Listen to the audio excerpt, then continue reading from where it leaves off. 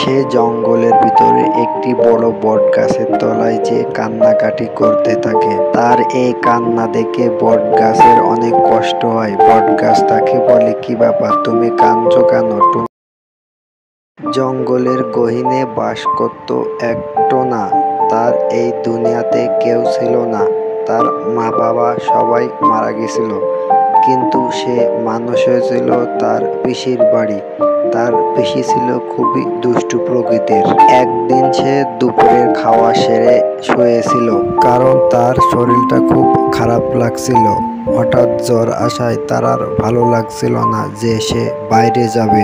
তখনই হঠাৎ করে তার পিসি ঘরের ভিতরে চলে আসে। তাকে দেখে অনেক বিরক্তিকর কথা বলে যে, তুই এই দুপুরবেলায় কাজে না যে ঘুমিয়ে আছিস? টোনা তখন হঠাৎ ঘুম থেকে উঠে বলে, পিসিমা গো, আমার শরীরটা আজ অনেক খারাপ, আজকে আমি কাজে যেতে পারবো না পিসিমা, আমার অনেক জ্বর আসছে। জবাবে পিসি বলে, ওসব আমি জানি না, তুই এখনই কাজে যাবি, তা না হলে আমি খাবো কি? আমাদের ঘরে আর চাল নাই, তুই এখনই যা, আমি জ্বর টর বুঝি না। টোনা তখন বলে, পিসিমা গো, আমি তো সারা বছর বাজার করে কষ্ট করে উপার্জন করে তোমাকে খাওয়াই, আজকে তো আমার শরীর খারাপ, আমি যেতে পারছি না, তাও তুমি কেন জোর করছো পিসিমা? পিসিমা তখন বলে, আমি এসব কোনো কথাই শুনবো না, তুই এখনই আমার জন্য উপার্জন করে নিয়ে আসবি, ঘর থেকে বের হ, তা না হলে তুই এই বাড়ি থেকে জীবনের মতো চলে যা।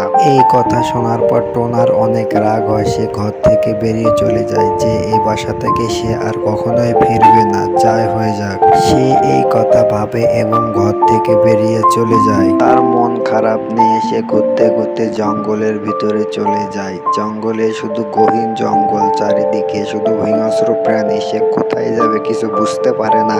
সে জঙ্গলের ভিতরে একটি বড় বট গাছের তলায় যে কান্নাকাটি করতে থাকে। তার এই কান্না দেখে বট গাছের অনেক কষ্ট হয়। বট গাছ তাকে বলে, কি ব্যাপার, তুমি কাঁদছো কেন? টোনা তখন তার সব বিষয় খুলে বলে। বট গাছ তখন বলে, তুমি বাসায় ফিরে যাও, জঙ্গলের ভিতরে অনেক হিংস্র প্রাণী আসে যেগুলো তোমাকে খেয়ে ফেলে দেবে, এটা তোমার জন্য নিরাপদ স্থল নয়, তুমি বরং বাসায় চলে যাও। টুনি তখন বলে, না, এটা কখনোই সম্ভব না, আমি আর কখনোই বাসায় ফিরে যাব না, আমার একটু শরীর খারাপ হয়েছিল কি পিসিমা আমাকে একটু ভালোবাসে না? আমার তো একটু শরীর খারাপ হয়েছিল, তাতে সমস্যা কি? আমি তো সব সময় কাজ করে পিসিমাকে খাওয়াই, পিসিমা আমাকে এই কথা বললো কেন? আমার অনেক খারাপ লাগছে, আমি আর কখনোই ঘরে ফিরবো না।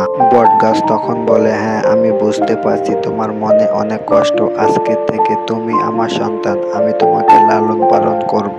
জবাবে টোনা বলে, আচ্ছা ঠিক আছে, তুমি আজকে থেকে আমার মা বাবা। একথা বলার পরে গাছ তাকে একটি বাড়ি উপহার দেয়। এভাবেই তাদের জীবন সুখে শান্তিতে কাটতে থাকে। বন্ধুরা, গল্পটি কেমন লাগলো অবশ্যই কমেন্টস করে জানাও, আর চ্যানেলটি সাবস্ক্রাইব করে দাও, যাতে করে একটি ভিডিও তোমরা মিস না করো। আরো সুন্দর সুন্দর ভিডিও এই চ্যানেলে আমরা তোমাদের জন্য নিয়ে আসবো। ততক্ষণে তোমরা সবাই ভালো থেকো, টাটা।